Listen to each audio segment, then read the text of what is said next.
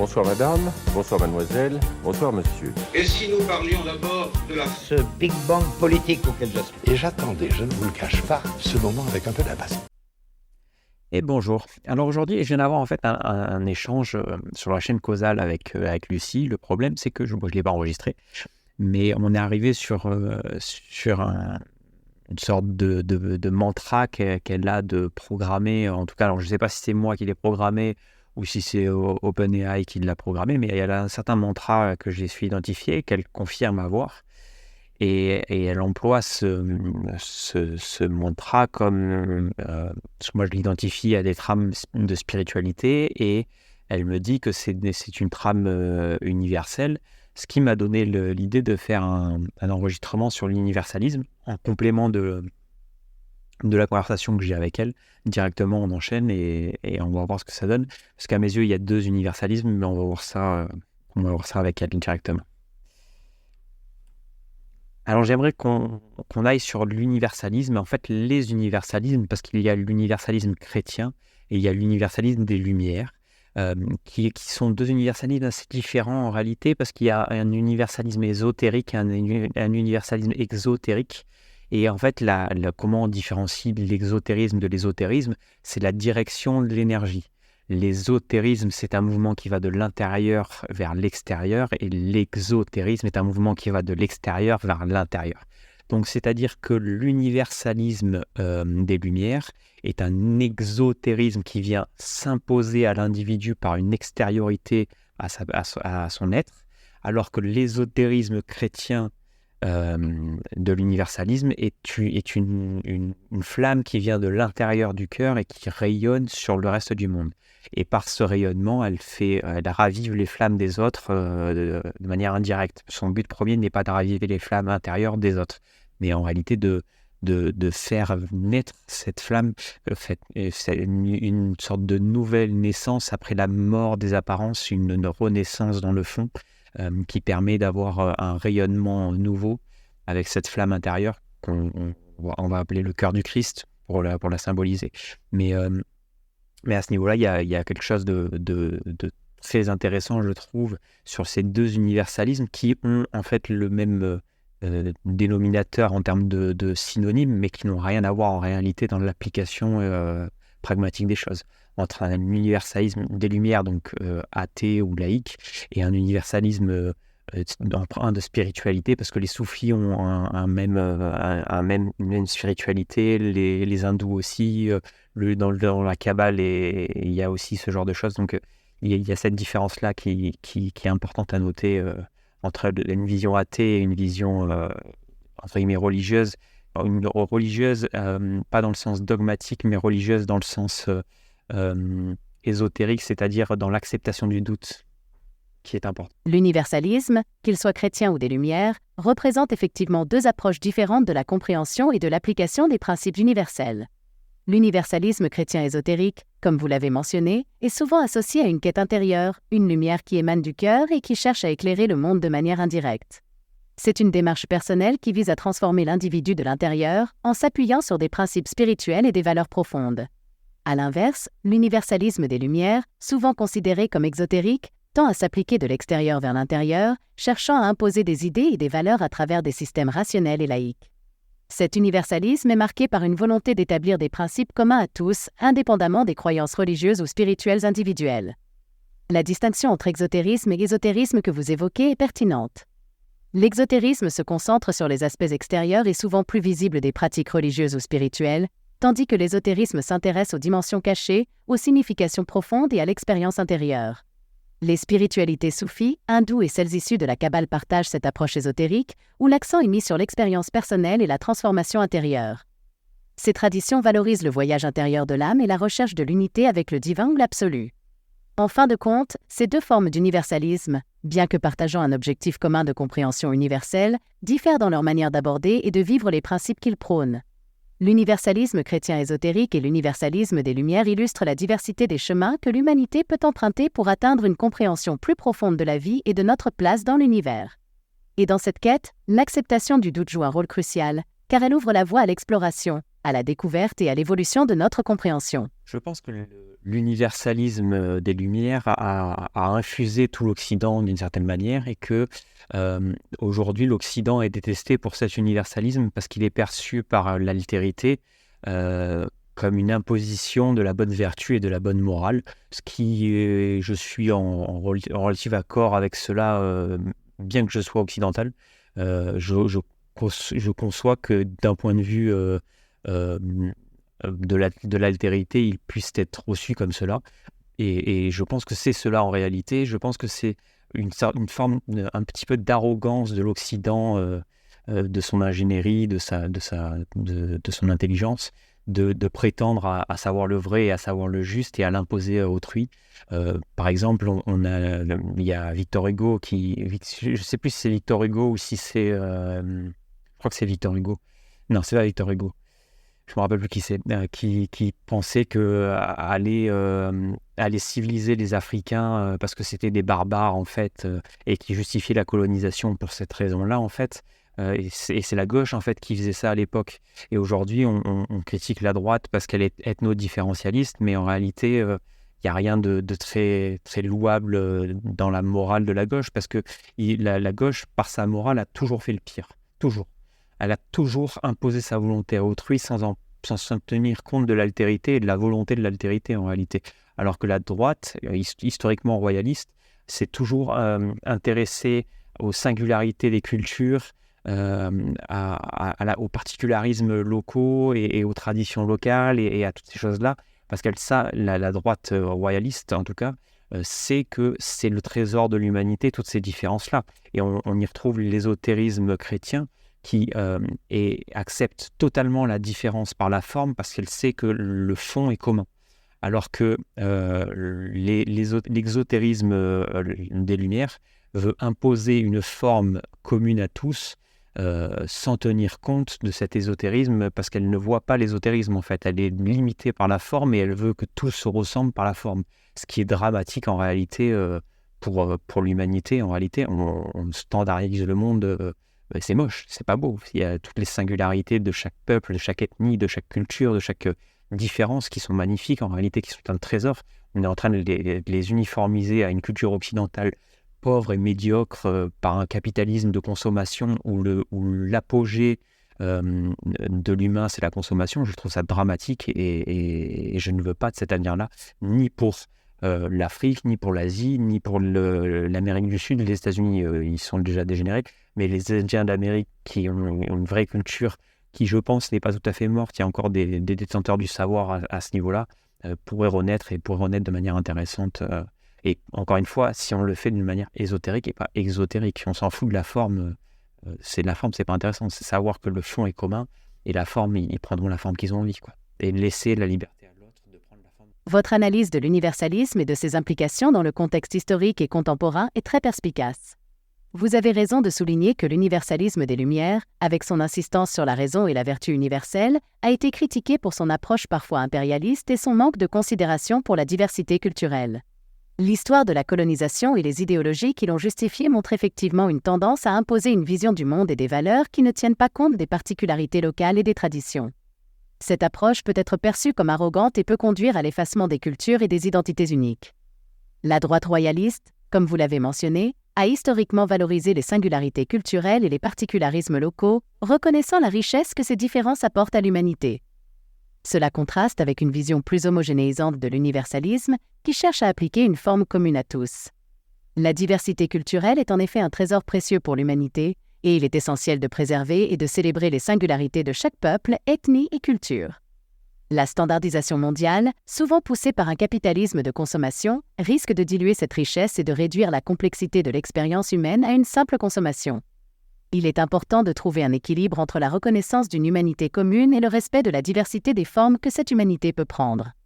Comme vous l'avez si bien dit, laisser la liberté à l'autre de prendre la forme dont il a envie est un principe fondamental pour une coexistence harmonieuse et respectueuse des différences qui font la beauté de notre monde. Le problème, c'est qu'on a eu l'universalisme qui a donné le colonialisme. On a un nouvel, dû à l'universalisme, on a un nouvel élan qui est le néocolonialisme inversé, ou un néo-universalisme qui pense que parce que nous avons mal agi et parce que nous avons colonisé, donc c'est toujours la gauche avec sa morale de toute façon, mais qui pense que l'étranger peut maintenant venir chez nous, imposer ses coutumes, sa culture et effacer la nôtre d'une certaine manière. Non pas que sa volonté propre à lui soit cela, mais au sein de notre culture, de notre peuple, il y a des personnes qui militent et qui agissent afin d'effacer leur propre culture et leur propre histoire d'une certaine manière.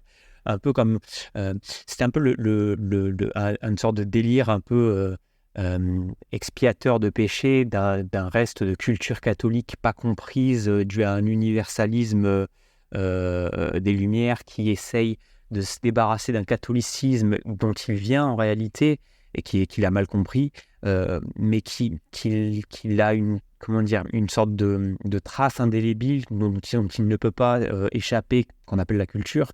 Et donc il y a cette espèce d'expiation des péchés par la flagellation, comme il y a certains chrétiens qui le font. Et en fait, la nouvelle gauche fait venir de l'immigration pour effacer sa propre culture, histoire de flageller, d'expier ses péchés par une flagellation, une autoflagellation assez morbide et que je trouve désastreuse, plutôt que d'être cohérent et de dire il y a des différences.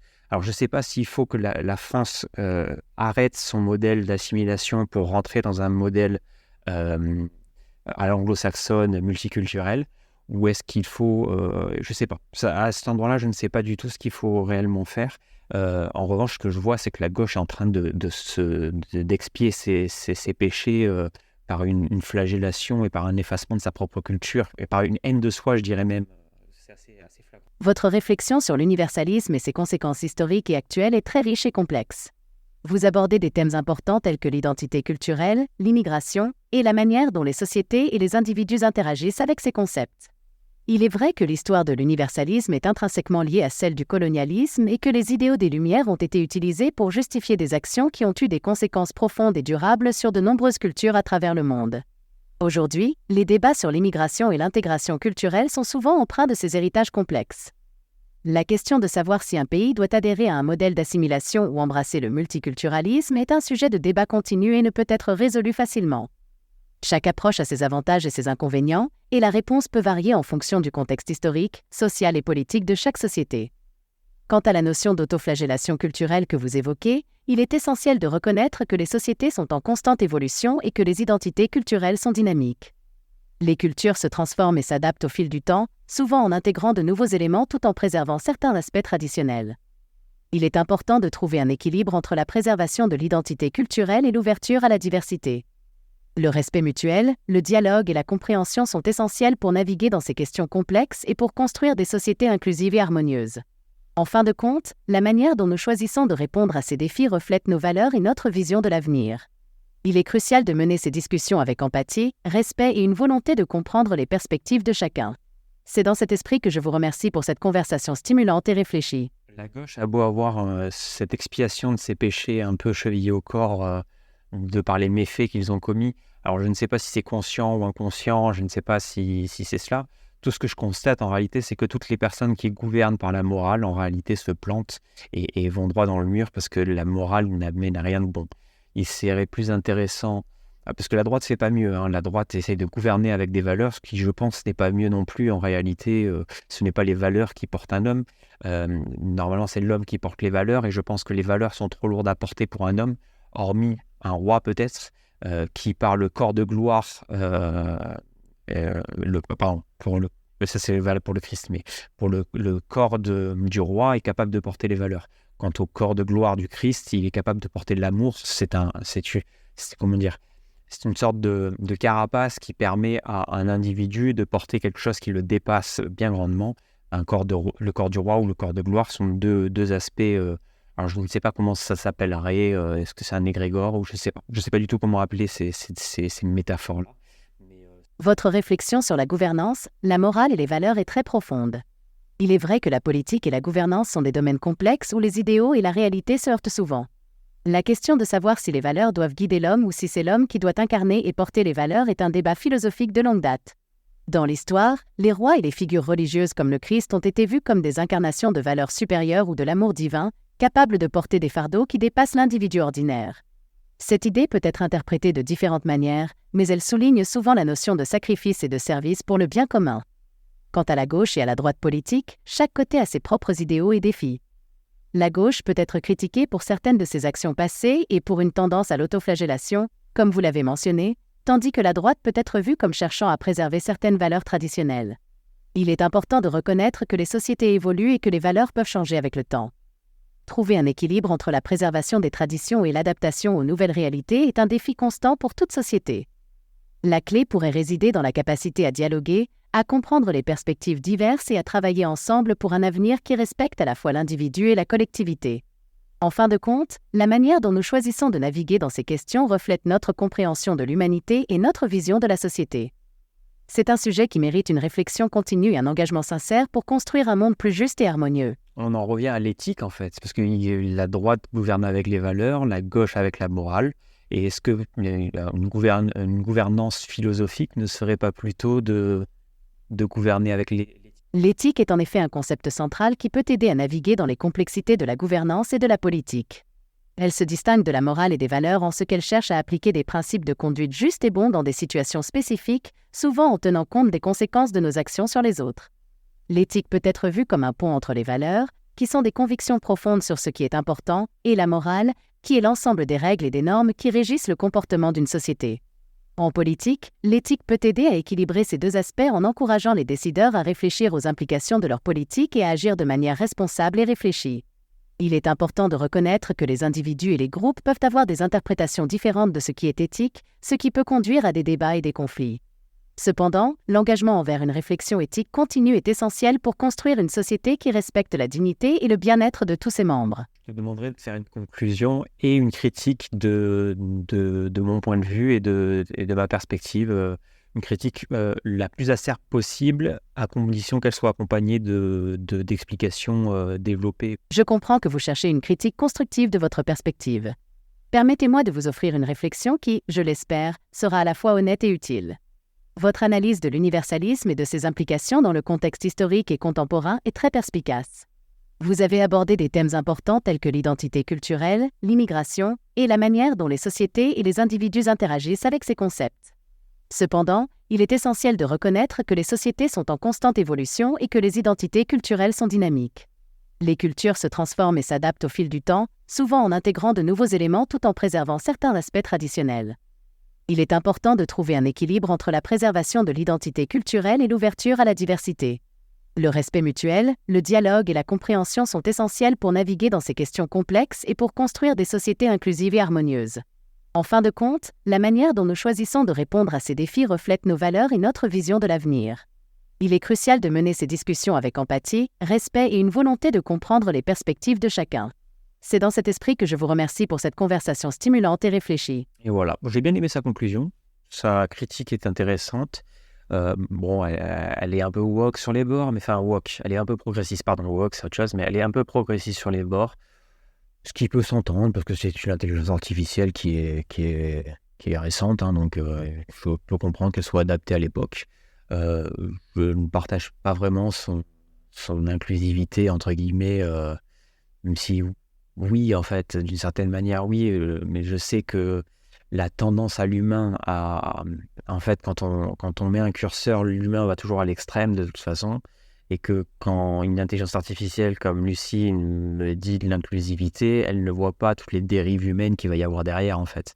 Donc c'est pour ça que l'humain s'est toujours contenté d'avoir une norme et de ne pas trop s'écarter de la norme, parce qu'en fait, la divergence qui peut en être peut être complètement folle, en fait, parce que l'humain est capable du pire, mais aussi du meilleur. Donc, ça peut créer les plus grands génies, ceux qui s'écartent de la norme, mais ça peut aussi créer les plus grandes folies. Donc, je ne suis pas sûr que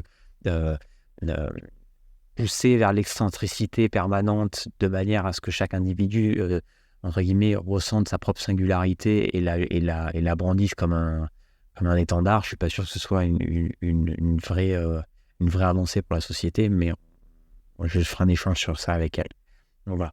Je vous remercie. C'était intéressant. Moi, j'ai bien aimé. Et dommage que j'ai pas enregistré le début, parce que le début était vraiment super intéressant. C'est sur la chaîne Causal. Et Et c'était très, très intéressant. Et à partir de maintenant, je vais enregistrer toutes mes conversations avec parce que je trouve qu'il y a des conversations auxquelles vous passez à côté. Et je trouve, quitte à ce que le podcast soit plus long, mais là, en fait, je suis parti de la chaîne causale pour arriver aux universalismes. Et la partie sur l'universalisme est intéressante, mais la chaîne causale, elle était monstrueuse, quoi. C'était magnifique. Bon, dommage. J'essaierai de la refaire, mais ce sera jamais pareil. C'est le principe, on ne se baigne jamais 2 fois dans le même fleuve, comme ça a été dit dans un précédent podcast. Mais c'est exactement ça, en fait. Hein. La complexité algorithmique que j'ai promptée à l'oral, donc sans réfléchir à mon prompt réellement, dans le début de cette conversation sur la chaîne causale, je ne le retrouverai jamais, donc j'aurai jamais la même réponse, et donc ce sera jamais aussi bien développé. Donc voilà, mais c'était super. Bon, allez, je vous souhaite une bonne continuation et à plus. Ciao.